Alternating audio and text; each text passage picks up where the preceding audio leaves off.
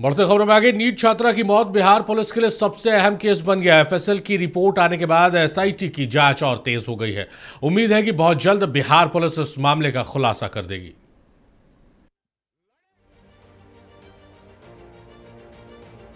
पटना के शंभू हॉस्टल में नीट छात्रा की मौत की जांच में तेजी आई है।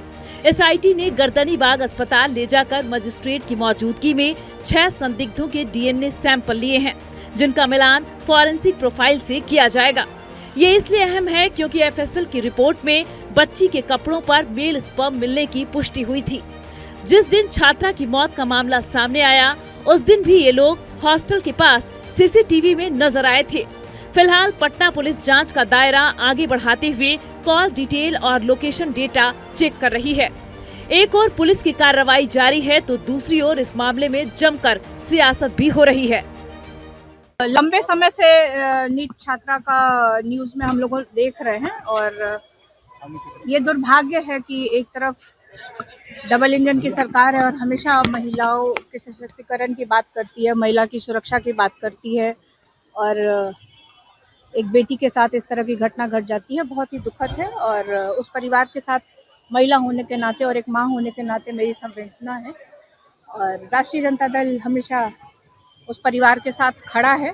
बिहार में बिहार सरकार के जिस तरह से महिलाओं पर लगातार हमले हो रहे हैं, लगातार उत्पीड़न का हो रहे हैं, नीट के बेटी को जिस तरह से प्रताड़ित किया गया और उसी तरह से पूरे सूबे बिहार में अचानक से गुंडा राज आ गई है और महिलाओं को असुरक्षित हो गई है, तो उस मुद्दे को लेकर के भी हम लोग इस बिहार में एक नई जन आंदोलन चलाएंगे।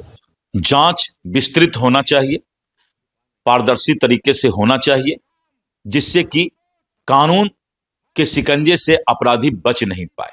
इसीलिए ये जांच बहुत ही अच्छे तरीके से आगे बढ़ रहा है और इस जांच को जो है अंत तक, रिजल्ट आने तक लोगों को इंतजार करना चाहिए। नीट की छात्रा के साथ दुष्कर्म हुए और उनकी हत्या हुई और इस मामले में जिस तरह से प्रशासन ने अभियुक्त को बचाने के लिए सक्रियता दिखाई, यह स्पष्ट करता है कि कहीं ना कहीं इसमें बड़े और रसूखदार लोग शामिल हैं जिनको बचाने की कवायद चल रही है। और कभी जांच की दिशा को मोड़ दिया जा रहा है, कभी जहानाबाद की ओर इस जांच को पहुंचा दिया जा रहा है, कभी आत्महत्या का मामला बताया जा रहा है, तो कभी एम्स के जांच रिपोर्ट को आधार बता करके आगे जांच की प्रक्रिया और जांच की बात की जा रही है। नीट छात्रा का इलाज करने वाले हॉस्पिटल डॉक्टर प्रभात रंजन के डायरेक्टर का एक वीडियो सामने आया है, जिसमें पूरे मामले को लेकर पहली बार वो कैमरे के सामने खुद पर लगे तमाम आरोपों को खारिज कर रहे हैं। आइए सुनते हैं क्या कहना है डॉक्टर प्रभात का। मैं एक वादे के साथ कहता हूँ, कॉन्फिडेंस के साथ कहता हूँ कि प्रभात हॉस्पिटल क्वालिटी में और किसी के दबाव में आज तक कभी न काम किया है और न करेगा। जिसको जितना दम लगाना है, जितनी साजिशें रचनी है, रच ले।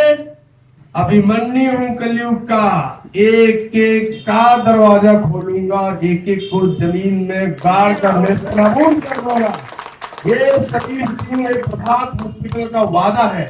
आप लोग कभी जिंदगी में गलत करने का ना सोचें, जो रूल है उसको फॉलो करें, सिंपल, बेस्ट, और आपको जिंदगी में कभी कोई फंसा नहीं सकता है। फॉरेंसिक रिपोर्ट में स्पर्म मिलने के बाद आशंका जताई जा रही है कि बच्ची के साथ रेप हुआ था।